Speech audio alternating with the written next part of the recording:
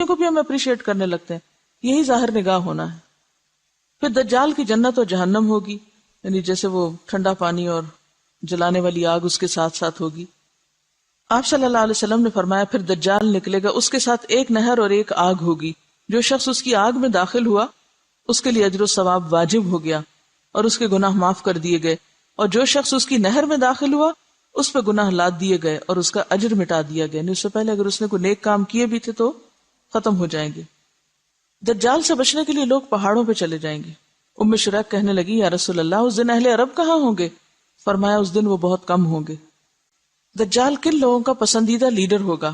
آپ صلی اللہ علیہ وسلم نے فرمایا اصفہان یعنی اصفہان کے 70,000 یہودی دجال کی پیروی کریں گے جن پر سیاہ چوغے ہوں گے، وہ اس کو اپنا سردار مان لیں گے. آپ نے فرمایا دجال ایک مشرقی علاقے سے خروج کرے گا جسے خراسان یعنی موجودہ افغانستان کا آس پاس کا علاقہ کہتے ہیں. اس دجال کی پیروی کچھ ایسی قومیں کریں گی جن کے چہرے کوٹی ہوئی ڈھالوں کی طرح چپٹے یا طے برطے ڈھالوں جیسے ہوں گے.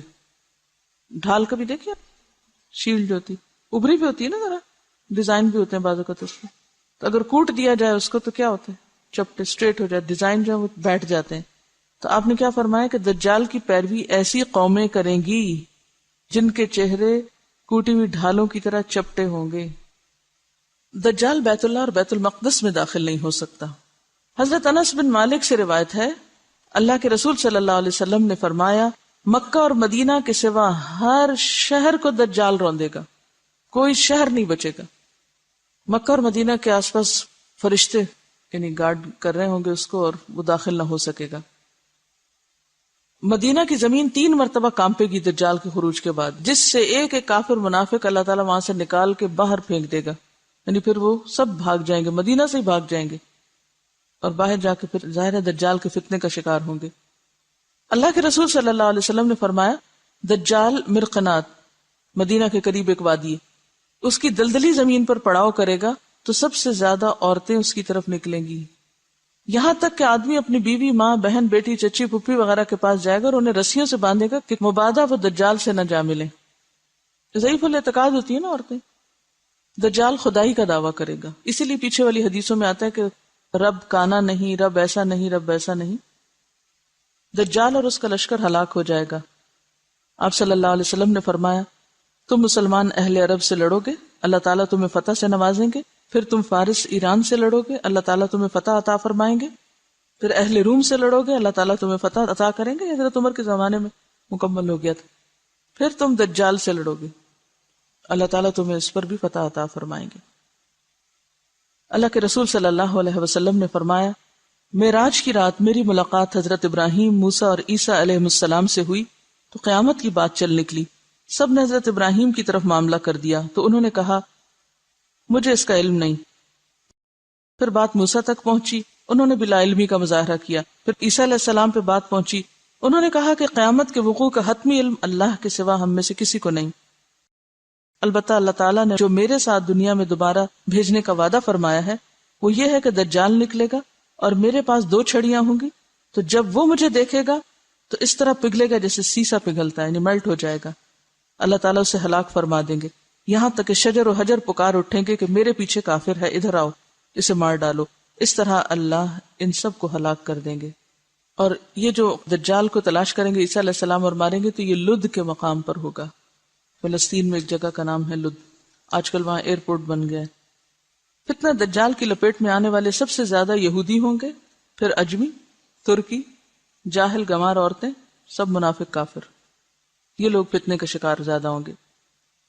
دجال سے بچاؤ کے طریقے، پہلی بات یہ کہ اس کا انکار. پھر سورۃ الکہف کی ابتدائی 10 آیات ان کو حفظ کر لینا چاہیے، کوشش کریں دن کے کسی ایک نماز میں پڑھ لیں. اور فرمایا جو شخص تم میں سے دجال کا سامنا کرے وہ سورۃ الکہف کی ابتدائی آیات پڑھ لے. ایک اور جگہ فرمایا جس نے یہ 10 آیات تلاوت کی وہ دجال کے فتنے سے بچا لیا گیا. ایک اور روایت سے یہ بھی پتہ چلتا ہے کہ جس نے سورۃ الکہف کی کوئی بھی 10 آیات یاد کر لی، پہلی یا آخری یا بیچ کی، تو وہ محفوظ ہو گیا. اب سوال یہ پیدا ہوتا ہے کہ ایک روایت میں آتا ہے پہلی 10، دوسری میں آتا ہے آخری 10، پھر آتا ہے کوئی بھی 10.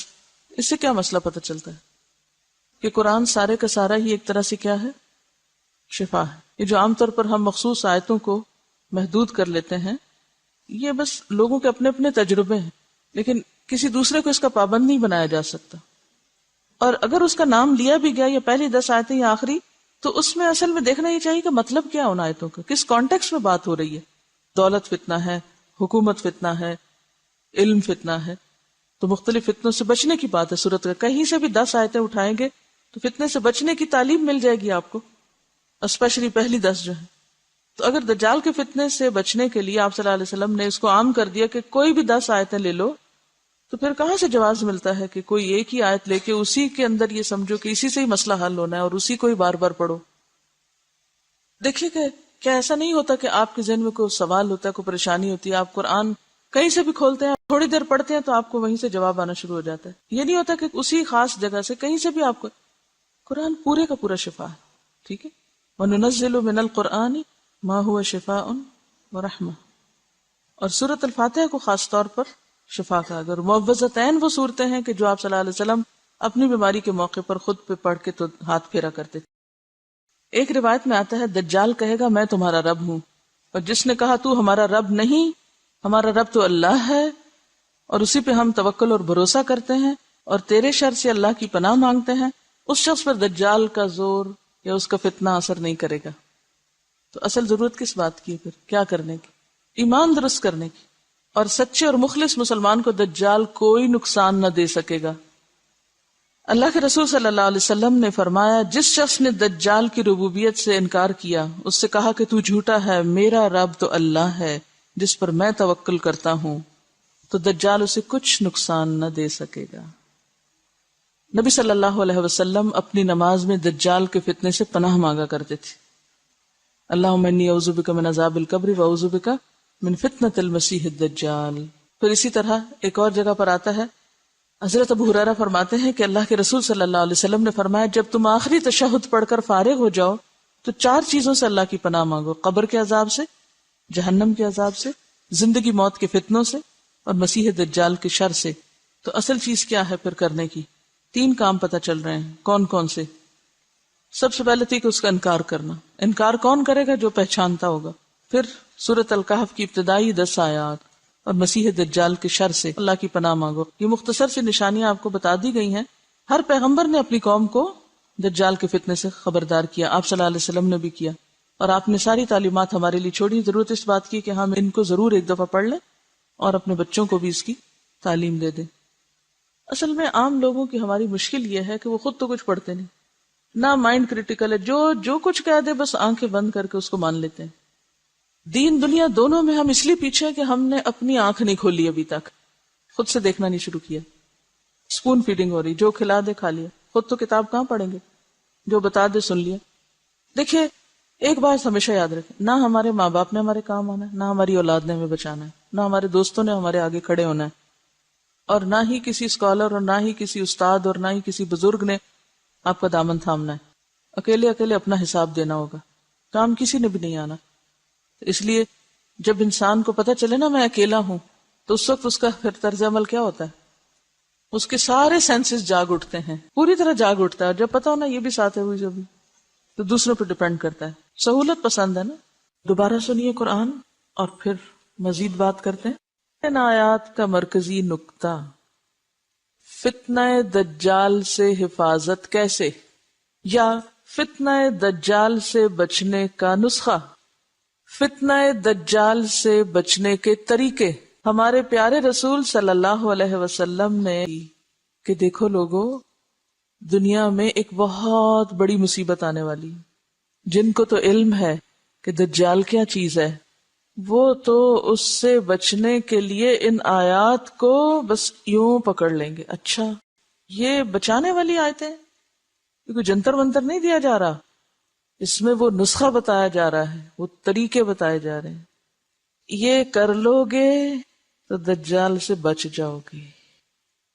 دجال تو ایمان کا دشمن ہے، اس کے سامنے ایمان بچانا مشکل ہوگا. ٹھیک ہے.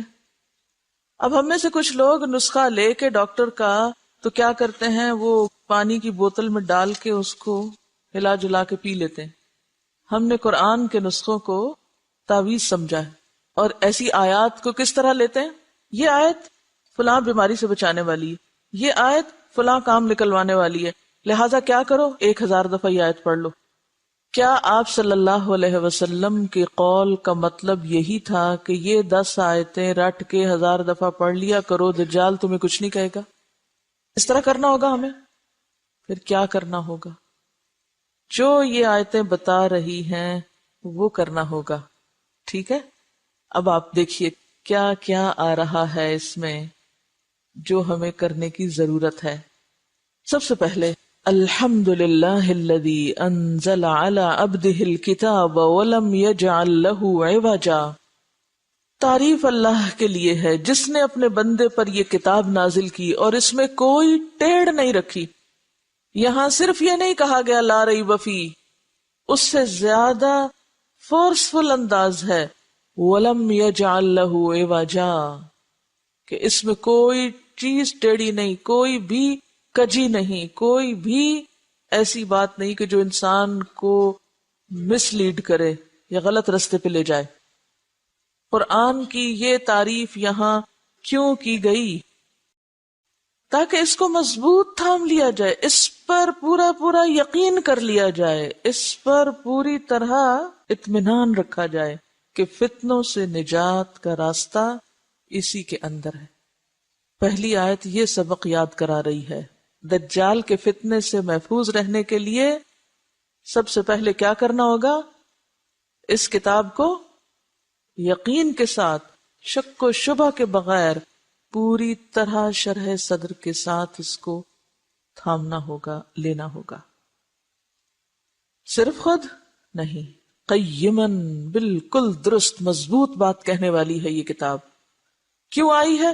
لِيُنذِرَ بَأْسًا شَدِيدًا مِن لَدُنْ، تاکہ اللہ کے ہاں جو سخت عذاب ہے اس سے لوگوں کو خبردار کیا جائے۔ پھر کیا کرنا ہوگا اس کتاب کے ساتھ؟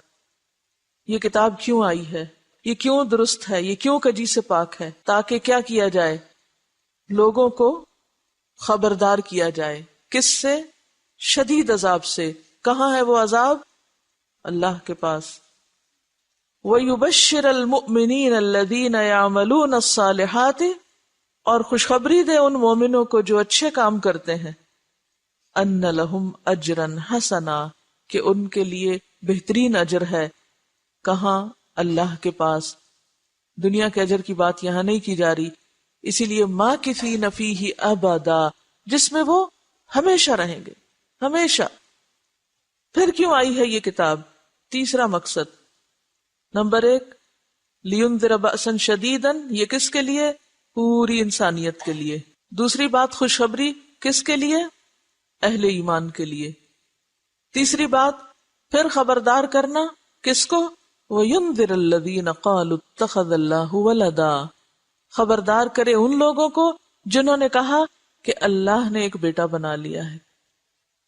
اس وقت آپ دیکھیے کہ دنیا میں جتنے فتنے برپا ہو رہے ہیں بڑے بڑے، ان کے پیچھے کن دو مذاہب کی باہم چپکلش ہے، کن دو مذاہب کا باہم ٹکراؤ ہے۔ اس وقت آپ دیکھیے کہ اگر آپ تھوڑی بہت بھی دنیا کے حالات سے واقفیت رکھتے ہوں، کیا نظر آتا ہے؟ وہ لوگ جو یہ نظریہ رکھتے ہیں کہ اللہ کا ایک بیٹا ہے اور وہ بیٹا ہم کو نجات دلا دے گا آخرت میں، اور وہ جو توحید خالص پر یقین رکھتے ہیں، ان دو گروہوں کا باہم ٹکراؤ ہے۔ یہ جو بظاہر چیزیں نظر آتی ہیں، یا بظاہر دو ملکوں اور دو علاقوں اور دو طرح کے لوگوں کی باہم ایک ٹکراؤ ہے، یہ صرف دو گروہ نہیں ہیں، یہ دو نظریے ہیں، یہ دو نظریے ہیں۔ صلیبی جنگوں کا لفظ آپ نے سنا ہوگا، اور بار بار یہ بات اٹھتی بیٹھتی ہے کہ موجودہ جنگیں جو ہیں یہ اسی کی کنٹینیویشن ہے۔ تو جو انسانیت اپنے آخری دور میں بڑھ رہی ہے، تو ٹکراؤ ان دو کے درمیان ہی نظر آتا ہے بیسیکلی۔ اس ٹکراؤ کو ختم کرنے کے لیے کیا نسخہ دیا جا رہا ہے؟ اٹھ کے لڑو، خبردار کرو، میسج کنوے کرو۔ آپ دیکھیے، سب سے پہلے پوری انسانیت کے لیے پیغام ہے اس قرآن میں۔ نمبر 2، ماننے والوں کے لیے خوشخبری ہے۔ نمبر 3، ينذر الذين قالوا اتخذ الله ولدا، خاص طور پر کہاں فوکس کرنے کی ضرورت ہے، کس سیکٹر میں غلط فہمی دور کرنے کی ضرورت ہے، کن کو انذار کرنے کی ضرورت ہے؟ جو یہ سمجھتے ہیں کہ اللہ نے بیٹا بنا رکھا ہے، نعوذ باللہ، ما لہم بہ من علم، ان کی یہ بات کسی دلیل پر مبنی نہیں، انہیں اس بات کا علم نہیں ہے. تو جس کے پاس علم نہ ہو اس کا علاج کیا ہے؟ کو بتایا جائے دلائل کے ساتھ. اور ان میں جو انصاف پسند لوگ ہیں ان کے سامنے جب علم آتا ہے تو وہ کیا کر رہے ہیں؟ مان بھی رہے ہیں، قبول بھی کر رہے ہیں. وَلَا لِآبَائِهِمْ، وہ اندھا دھند آبا و اجداد کی پیروی میں یہ عقیدہ رکھے ہوئے ہیں، حالانکہ ان کے آبا و اجداد کے پاس بھی علم نہیں تھا.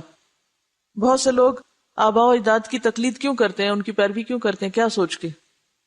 وہ بڑے تھے، بزرگ تھے. تو کسی کا بڑا ہونا اس کی پیروی کرنے کے لیے کافی نہیں، جب تک کہ اس کے پاس کیا نہ ہو، علم نہ ہو. کیا یہ اہل کتاب نہیں تھے پھر بھی علم نہیں تھا؟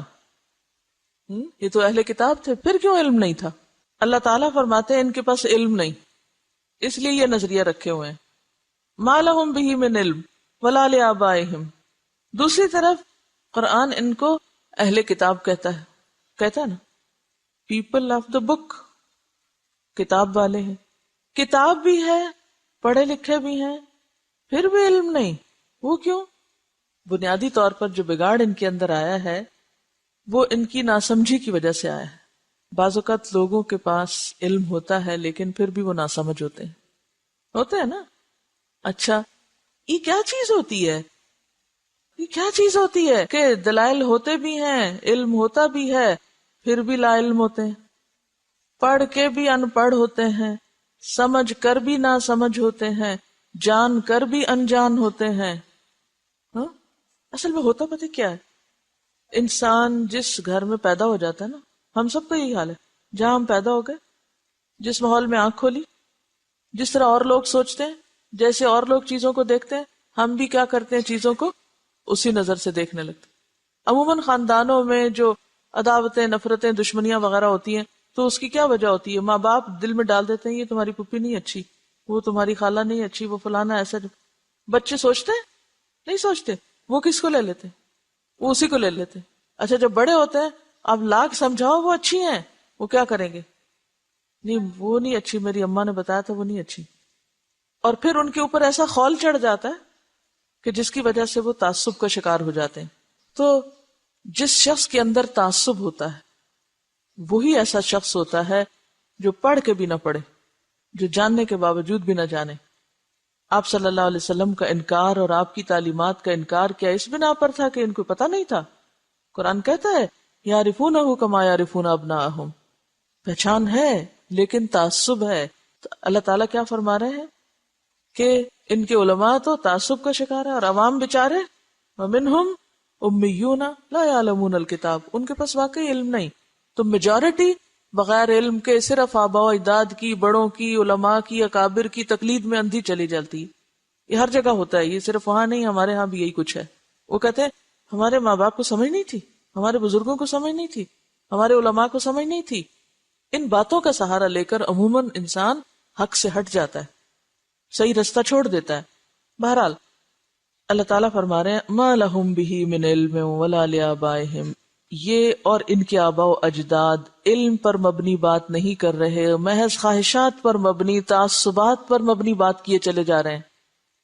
اور ان تعصبات کو کیا چیز توڑ سکتی ہے؟ آخرت کا خوف. اسی لیے قرآن کس لیے آیا ہے کہ وہ کیا کرے؟ لِيُنذِرَ بَأْسًا شَدِيدًا. صرف آخرت کا خوف ایسی چیز ہے جو انسان کے تعصب کو توڑ پھوڑ کے رکھ دیتا ہے.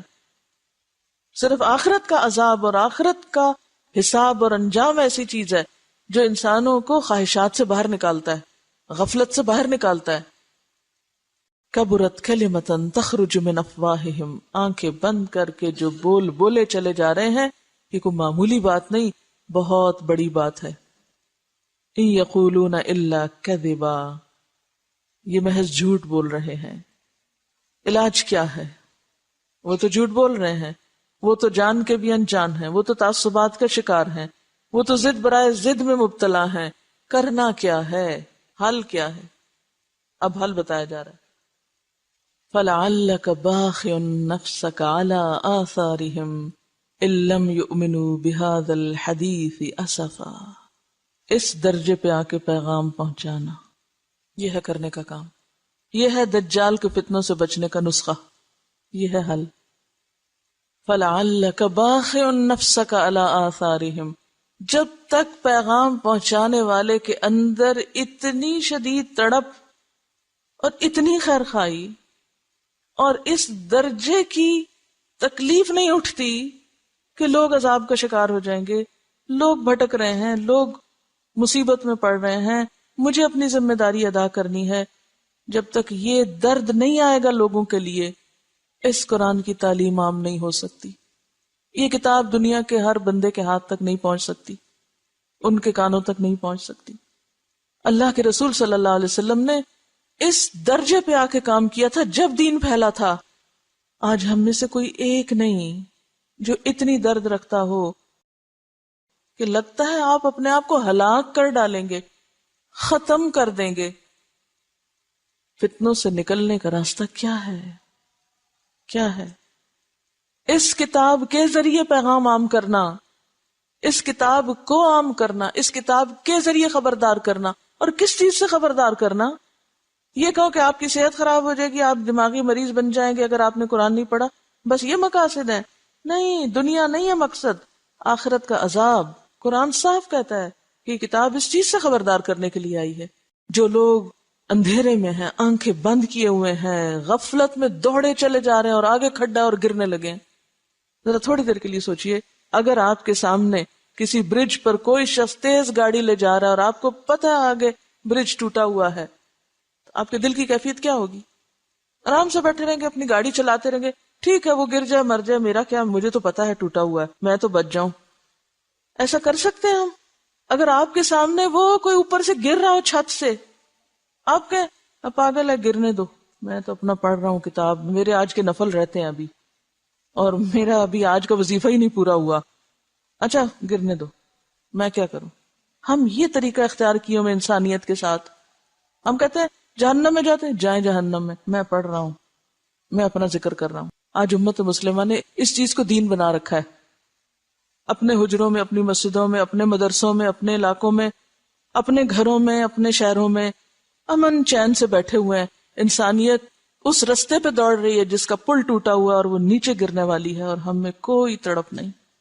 آپ کے سامنے کوئی بچہ کنویں میں جا گرے، کچھ نہیں ہوگا آپ کو، لیکن ہم نے آخرت اس جہنم کے گڑھے کو کنویں سے بھی کم چیز سمجھا ہوا ہے کہ لوگ اپنے غلط عقائد، غلط اعمال، غلط اخلاق کی وجہ سے اس میں گرتے چلے جائیں، ہمارے دل میں کوئی درد ہی نہ اٹھے اور نہ کوئی اٹھتی ہے، اور اگر کوئی اٹھنے لگے تو کہیں اتنے بھی ٹو مچ نہیں کرو، تھوڑا تھوڑا کرو، کیا ہوا؟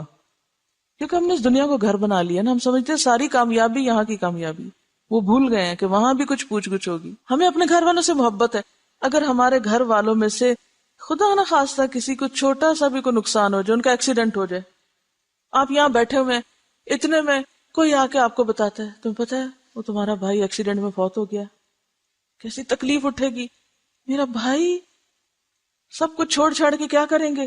کہیں اچھا میں نے ابھی لنچ نہیں کیا، ذرا ٹھہر جاؤ، میں ذرا یہ بھی کر لوں اور میں وہ بھی کر لوں، کریں گے؟ کیوں؟ اس لیے کہ بھائی سے محبت ہے، انسانوں سے محبت نہیں ہے۔ سب جھوٹے دعوے ہیں ہمیں انسانوں سے محبت ہے۔ اگر آپ کو انسانوں سے محبت ہو نا، آپ نے دیکھ کے آپ کے اندر سے ہوکے اٹھے اور آپ کو چین نہ آئے کہیں، ہمیں کوئی محبت نہیں انسانوں سے، اسی لیے تو چھوٹی چھوٹی بات پہ جھگڑنے بیٹھ جاتے ہیں، چھوٹی چھوٹی باتوں پہ غیر ضروری چیزوں میں جا پھنستے اور الجھتے ہیں۔ جو کرنے کا کام ہے وہ آنکھوں سے اوجھل ہے، وہ اپنی رعایت کے مطابق کرنا چاہتے ہیں، پھر کہتے ہیں یا اللہ وہ ہم 10 آیتیں پڑھ لیں گے نا، آپ ہمیں فتنہ سے بچا لینا۔ یہ دجال کا فتنہ تو سارے شہر میں آگ لگنے سے بڑا فتنہ ہے۔ وآخر دعوانا ان الحمد للہ رب العالمین، سبحانک اللہم وبحمدک، نشہد ان لا الہ الا انت، نستغفرک ونتوب الیک۔ پہچاننے کی نظر کب مفقود ہو جاتی ہے انسانوں سے، کب آپ حقائق کو نہیں پہچان پاتے، کب سمجھ میں نہیں آتا؟ جب کوئی تعصبات کے، خواہشات کے پردے آپ کے آگے آئے ہوئے ہوتے ہیں۔ تو فتنہ دجال میں ایک فتنہ تو یہی ہے نا کہ اس کے پاس اتنا کچھ ہوگا کہ لوگ اس سے اتنے مروب ہو جائیں گے۔ آج بھی تو کیا ہوتا ہے، جس کے پاس چند ایک چیزیں کچھ ہوں تو ہم مروب ہو جاتے ہیں، جب مروب ہوتے ہیں تو ہمیں اس کی غلطی بھی غلطی نظر نہیں آتی، اس کی غلطیوں کو بھی ہم اپریشیٹ کرنے لگتے ہیں۔ یہی ظاہر نگاہ ہونا ہے۔ پھر دجال کی جنت و جہنم ہوگی، یعنی جیسے وہ ٹھنڈا پانی اور جلانے والی آگ اس کے ساتھ ساتھ ہوگی. آپ صلی اللہ علیہ وسلم نے فرمایا پھر دجال نکلے گا، اس کے ساتھ ایک نہر اور ایک آگ ہوگی. جو شخص اس کی آگ میں داخل ہوا اس کے لیے اجر و ثواب واجب ہو گیا اور اس کے گناہ معاف کر دیے گئے، اور جو شخص اس کی نہر میں داخل ہوا اس پہ گناہ لاد دیے گئے اور اس کا اجر مٹا دیا گیا. نہیں اس سے پہلے اگر اس نے کوئی نیک کام کیے بھی تھے تو ختم ہو جائیں گے. دجال سے بچنے کے لیے لوگ پہاڑوں پہ چلے جائیں گے. ام شریک کہنے لگی یا رسول اللہ اس دن اہل عرب کہاں ہوں گے؟ فرمایا اس دن وہ بہت کم ہوں گے. دجال کن لوگوں کا پسندیدہ لیڈر ہوگا؟ آپ صلی اللہ علیہ وسلم نے فرمایا اصفہان یعنی اصفہان کے 70,000 یہودی دجال کی پیروی کریں گے جن پر سیاہ چوغے ہوں گے، وہ اس کو اپنا سردار مان لیں گے. آپ نے فرمایا دجال ایک مشرقی علاقے سے خروج کرے گا جسے خراسان یعنی موجودہ افغانستان کا آس پاس کا علاقہ کہتے ہیں. اس دجال کی پیروی کچھ ایسی قومیں کریں گی جن کے چہرے کوٹی ہوئی ڈھالوں کی طرح چپٹے یا طے برطے ڈھالوں جیسے ہوں گے. ڈھال کبھی دیکھیے شیلڈ جو ہوتی ابری بھی ہوتی ہے نا، ذرا ڈیزائن بھی ہوتے ہیں بعض اوقات اس میں، تو اگر کوٹ دیا جائے اس کو تو کیا ہوتا ہے چپٹے اسٹریٹ ہو جائے، ڈیزائن جو ہے وہ بیٹھ جاتے ہیں. تو آپ نے کیا فرمایا کہ دجال کی پیروی ایسی قومیں کریں گی جن کے چہرے کوٹی ہوئی ڈھالوں کی طرح چپٹے ہوں گے. دجال بیت اللہ اور بیت المقدس میں داخل نہیں ہو سکتا. حضرت انس بن مالک سے روایت ہے اللہ کے رسول صلی اللہ علیہ وسلم نے فرمایا مکہ اور مدینہ کے سوا ہر شہر کو دجال روندے گا، کوئی شہر نہیں بچے گا. مکہ اور مدینہ کے آس پاس فرشتے یعنی گارڈ کر رہے ہوں گے اس کو اور وہ داخل نہ ہو سکے گا. مدینہ کی زمین 3 مرتبہ کانپے گی دجال کے خروج کے بعد، جس سے ایک ایک کافر منافق اللہ تعالیٰ وہاں سے نکال کے باہر پھینک دے گا. یعنی پھر وہ سب بھاگ جائیں گے، مدینہ سے ہی بھاگ جائیں گے اور باہر جا کے پھر ظاہر دجال کے فتنے کا شکار ہوں گے. اللہ کے رسول صلی اللہ علیہ وسلم نے فرمایا دجال مرقنات مدینہ کے قریب ایک وادی ہے، اس کی دلدلی زمین پر پڑاؤ کرے گا تو سب سے زیادہ عورتیں اس کی طرف نکلیں گی، یہاں تک کہ آدمی اپنی بیوی، ماں، بہن، بیٹی، چچی، پھپھی وغیرہ کے پاس جائے گا اور انہیں رسیوں سے باندھے گا کہ مبادہ وہ دجال سے نہ جا ملیں. ضعیف الاعتقاد ہوتی ہے نا عورتیں. دجال خدائی کا دعویٰ کرے گا، اسی لیے پیچھے والی حدیثوں میں آتا ہے کہ رب کانا نہیں، رب ایسا نہیں، رب ایسا نہیں. دجال اور اس کا لشکر ہلاک ہو جائے گا. آپ صلی اللہ علیہ وسلم نے فرمایا تم مسلمان اہل عرب سے لڑو گے، اللہ تعالیٰ تمہیں فتح سے نوازیں گے. پھر تم فارس ایران سے لڑو گے، اللہ تعالیٰ تمہیں فتح عطا فرمائیں گے. پھر اہل روم سے لڑو گے، اللہ تعالیٰ تمہیں فتح عطا کریں گے. حضرت عمر کے زمانے میں مکمل ہو گیا تھا. پھر تم دجال سے لڑو گے، اللہ تعالیٰ تمہیں اس پر بھی فتح عطا فرمائیں گے. اللہ کے رسول صلی اللہ علیہ وسلم نے فرمایا معراج کی رات میری ملاقات حضرت ابراہیم، موسیٰ اور عیسیٰ علیہ السلام سے ہوئی تو قیامت کی بات چل نکلی. سب نے حضرت ابراہیم کی طرف معاملہ کر دیا تو انہوں نے کہا مجھے اس کا علم نہیں. پھر بات موسیٰ تک پہنچی، انہوں نے بلا علمی کا مظاہرہ کیا. پھر عیسیٰ علیہ السلام پہ بات پہنچی، انہوں نے کہا کہ قیامت کے وقوع کا حتمی علم اللہ کے سوا ہم میں سے کسی کو نہیں. البتہ اللہ تعالیٰ نے جو میرے ساتھ دنیا میں دوبارہ بھیجنے کا وعدہ فرمایا ہے وہ یہ ہے کہ دجال نکلے گا اور میرے پاس 2 چھڑیاں ہوں گی، تو جب وہ مجھے دیکھے گا تو اس طرح پگھلے گا جیسے سیسا پگھلتا ہے، یعنی میلٹ ہو جائے گا. اللہ تعالیٰ اسے ہلاک فرما دیں گے، یہاں تک کہ شجر و حجر پکار اٹھیں گے کہ میرے پیچھے کافر ہے، ادھر آؤ، اسے مار ڈالو. اس طرح اللہ ان سب کو ہلاک کر دیں گے. اور یہ جو دجال کو تلاش کریں گے عیسیٰ علیہ السلام اور ماریں گے تو یہ لد کے مقام پر ہوگا. فلسطین میں ایک جگہ کا نام ہے لد، آج کل وہاں ایئرپورٹ بن گیا ہے. فتنہ دجال کی لپیٹ میں آنے والے سب سے زیادہ یہودی ہوں گے، پھر اجمی، ترکی، جاہل گمار عورتیں، سب منافق کافر. یہ لوگ فتنے کا شکار زیادہ ہوں گے. دجال سے بچاؤ کے طریقے. پہلی بات یہ کہ اس کا انکار. پھر سورۃ الکہف کی ابتدائی 10 آیات ان کو حفظ کر لینا چاہیے.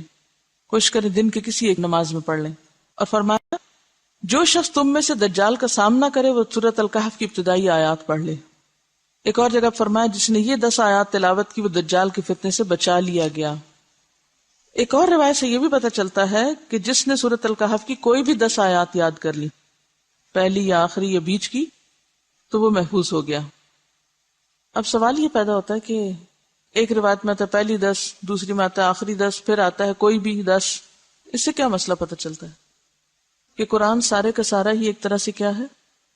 شفا ہے. یہ جو عام طور پر ہم مخصوص آیتوں کو محدود کر لیتے ہیں یہ بس لوگوں کے اپنے اپنے تجربے ہیں، لیکن کسی دوسرے کو اس کا پابند نہیں بنایا جا سکتا. اور اگر اس کا نام لیا بھی گیا یا پہلی 10 آیتیں یا آخری، تو اس میں اصل میں دیکھنا یہ چاہیے کہ مطلب کیا ان آیتوں کا، کس کانٹیکس میں بات ہو رہی ہے. دولت فتنہ ہے، حکومت فتنہ ہے، علم فتنہ ہے، تو مختلف فتنوں سے بچنے کی بات ہے سورت کا. کہیں سے بھی 10 آیتیں اٹھائیں گے تو فتنے سے بچنے کی تعلیم مل جائے گی آپ کو، اسپیشلی پہلی 10 جو ہے.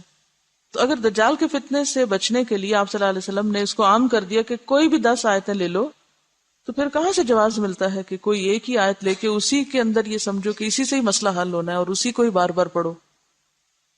دیکھیے کہ کیا ایسا نہیں ہوتا کہ آپ